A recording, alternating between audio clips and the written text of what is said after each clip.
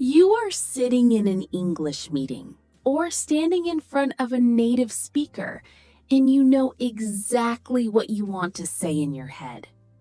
But the moment you open your mouth to speak, your heart starts pounding, your throat feels tight, and fear completely paralyzes you. You start worrying about using the wrong tense, messing up a preposition, or sounding silly in front of others. So instead of sharing your idea, you choose to stay completely silent and pretend you have nothing to say. This emotional barrier is called foreign language anxiety, and it holds back millions of brilliant language learners worldwide. The biggest myth in language learning is that you need perfect grammar before you are allowed to speak with confidence. Real confidence does not come from never making mistakes. It comes from being comfortable with the imperfections that naturally happen while communicating.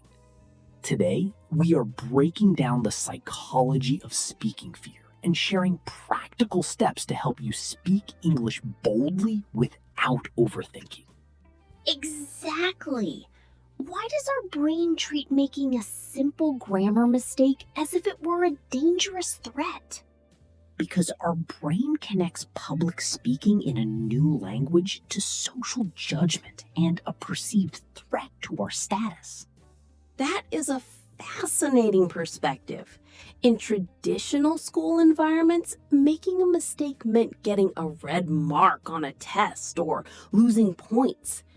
We were conditioned to believe that mistakes are evidence of failure rather than necessary steps in the learning process. When you try to speak English as an adult, that old fear of failure follows you into real-life conversations. You feel like every minor mistake lowers your intelligence or authority in the eyes of the person listening. Applied linguistics research, including Stephen Krashen's affective filter hypothesis, proves that high anxiety literally blocks your brain from accessing stored vocabulary. When your brain enters a state of stress, your working memory shrinks, making it almost impossible to recall words you actually know. The irony is that worrying about making mistakes is actually what causes you to make more mistakes during conversations. Lowering your emotional stress and accepting small errors instantly restores your natural speaking speed and mental clarity. So, how do we lower that emotional wall and build genuine speaking confidence?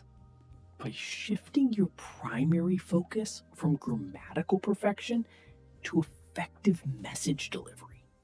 Let us jump right into mindset shift number 1. Prioritize communication over perfection. Understand that the primary goal of any real-world conversation is simply to transfer an idea from your mind to another person's mind. If a native speaker understands your point, your communication was 100% successful, regardless of a missing S on a verb. Native speakers do not grade your grammar in real life. They are simply listening to understand your message and respond.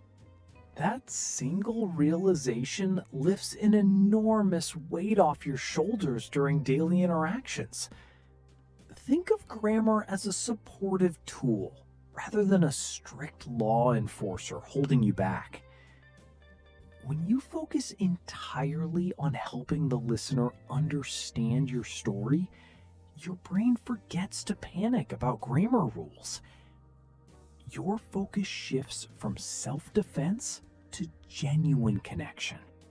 Love that shift. What is mindset shift number 2 for building confidence? Shift number 2 is embracing the 80% accuracy rule. Yes! Stop aiming for 100% perfection every single time you open your mouth.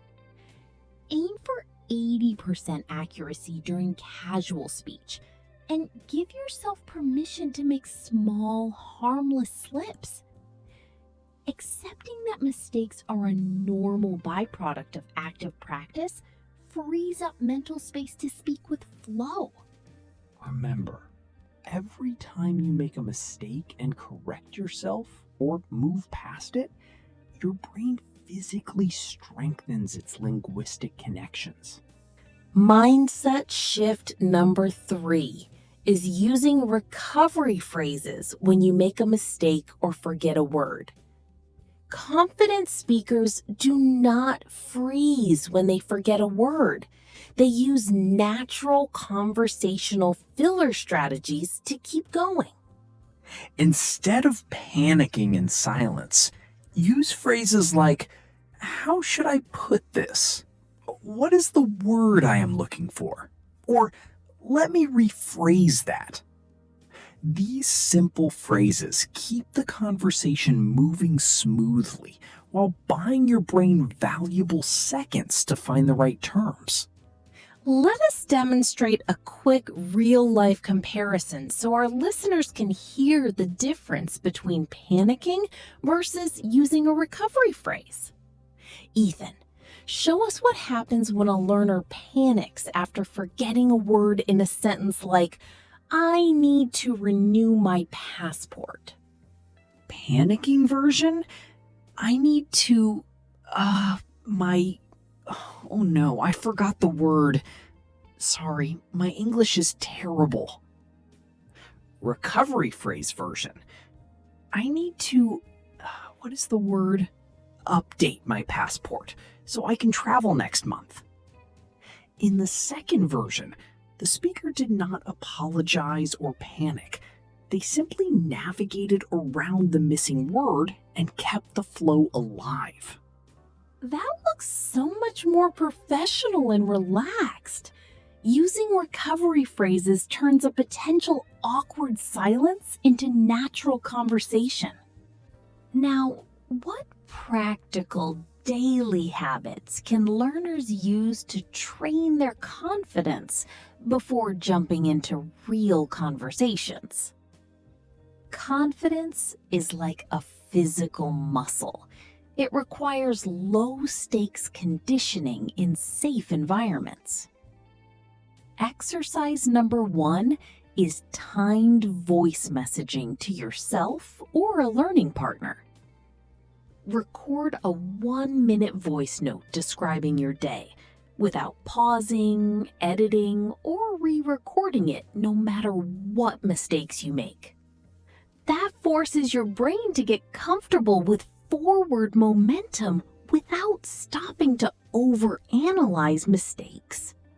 Exercise number 2 is the low-stakes public speaking challenge in small daily interactions. Say one simple extra sentence to a barista, a cashier, or a coworker, like, "Have a great rest of your day." These micro interactions build positive real-world evidence that speaking English is safe and rewarding. Over time, your brain stops viewing conversations in English as dangerous situations. To help you practice these mindset shifts and master recovery phrases, we put together a full study guide for this episode. You can download the free study guide using the link in the video description and pinned comment below. It includes a cheat sheet of natural recovery phrases, daily confidence-building prompts, and self-assessment checklists.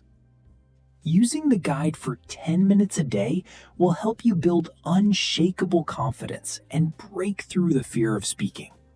Fluency is not about speaking perfect English. It is about speaking brave English with clarity and purpose. Thank you so much for tuning in and practicing with us today. Be proud of your courage to learn a new language. Celebrate your daily progress and keep putting yourself out there. Have a wonderful day ahead, and we will see you in our next episode. Speak boldly. Embrace your small mistakes as proof of progress, and never let fear keep you quiet.